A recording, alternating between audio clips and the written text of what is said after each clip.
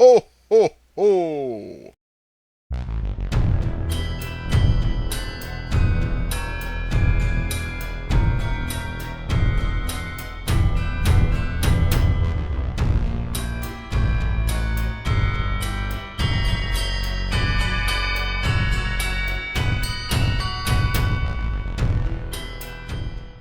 Happy holidays, ladies and gentlemen, and welcome to the Longbox Chronicles Christmas Special. Tonight, in honor of the season, I have found two Christmas stories for all to enjoy, starring two rather unlikely characters.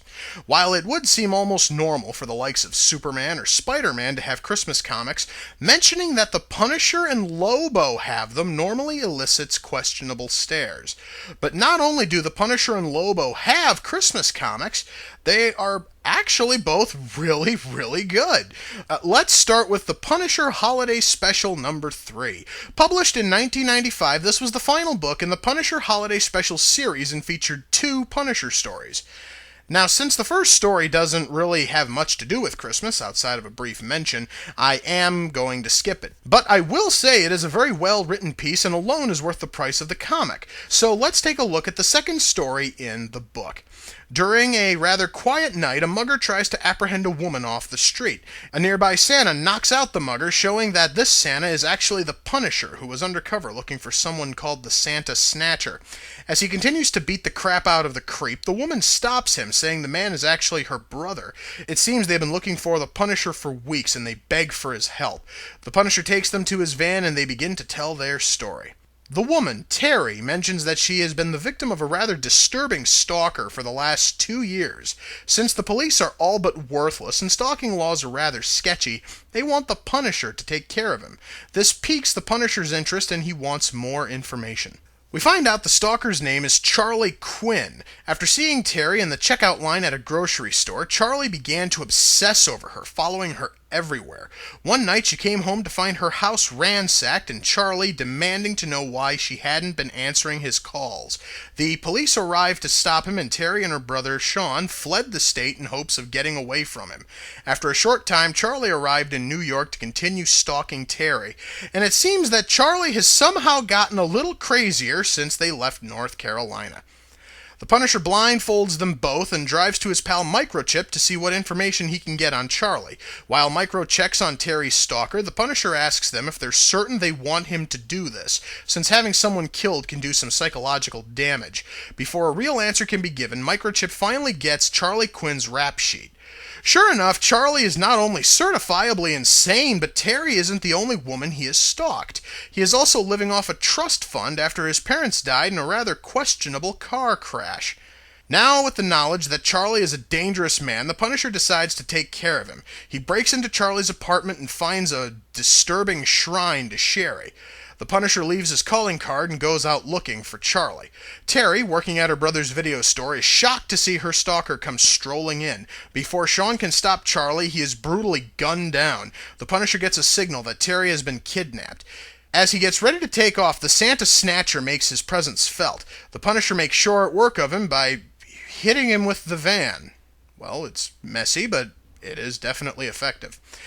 He arrives at the video store to find Sean dead and the sounds of sirens getting closer. Charlie, now with Terry, drives to a secluded house in the woods. Charlie gives her a present and demands that she opens it. We find out that inside is a Santa hat and lingerie. She puts it on and plays along with Charlie for the moment.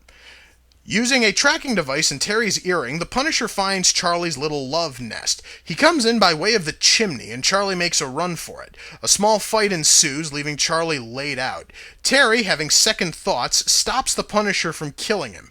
Charlie grabs Terry and uses her as a human shield. The Punisher shoots his wrist, and Terry throws him into the fireplace. Charlie is able to throw himself outside and use the snow to help put the fire out. Having still learned absolutely nothing, the Punisher puts the sick bastard out of his misery. The story ends with Terry thanking the Punisher for helping her and ending Charlie's reign of terror. Yes, this isn't your average Christmas story, but it is still pretty damn good. Like I said earlier, this book is well worth the money if you can find it. Now we change gears from one gun-toting mercenary to another as we take a look at the Lobo Paramilitary Christmas Special. Published in 1991, this was an attempt by DC Comics to do something a little more mature for the holiday season. Our story begins in the home of Ferret Thung. He has just been fired from his job a few days before Christmas, and both him and his wife are trying to figure out how to deal with their evil children before they riot on Christmas Day. While Ferret arms himself for the worst, his wife finds a book on the doorstep. The book promises a surefire way to deal with nasty children on Christmas Day. Curious, the Thungs read on, and now the real story can begin. Everyone's favorite intergalactic bounty hunter Lobo walks into a bar for a meeting. He finds out that the meeting is with a very drunk Easter bunny. The rabbit says he represents a group of holiday icons who want Santa's fat ass eliminated. Having a past grudge with Santa's rather stingy gift-giving policies, Lobo happily agrees to ice the jolly old elf. We cut to the North Pole where Santa Claus rules with an iron fist. Lobo scopes out the territory and snipes the two guards at the gate. His entrance is soon picked up by North Pole security and every elf is mobilized to go after Lobo. Within moments, Lobo is surrounded by hundreds of elves who demand his surrender. After he refuses, they have no option but to open fire with their deadly toy pop guns. Naturally, Lobo is unfazed by this and mows down every elf he sees, all while singing a few happy Christmas carols. After slogging through the mountain of elf corpses, Lobo finally makes it to Santa's inner sanctum, and he meets Saint Nick face to face. Lobo gets ready to blow the fat man out of his boots, but Santa asks for a chance to fight for his life. They enter an enclosed room, and Santa chooses the weapons for the fight. Now with both men armed and ready, they have a good old-fashioned knife fight. It is a hard-fought battle, but in the end, the main man comes out victorious. On his way out, Lobo commandeers Santa's sleigh and delivers some Christmas cheer of his own to all the little boys and girls of the world. We cut back to the Thungs as they finish reading the book. They are happy that they have something to read to the little brats on Christmas Day to scare them shitless, until they get to the final page.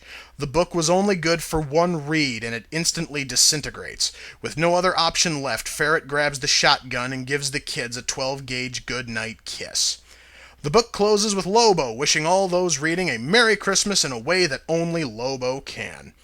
If you have never read a Lobo comic, this one would be a great way to start with him.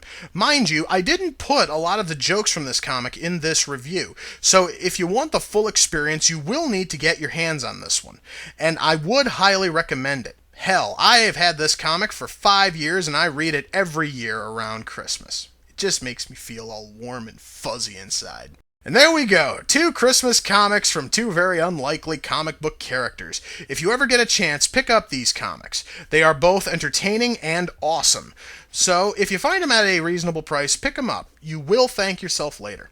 And with that, we come to the close of the Longbox Chronicles Christmas Special. Until next time, ladies and gentlemen, happy holidays, and I will see you all in the near future. Peace.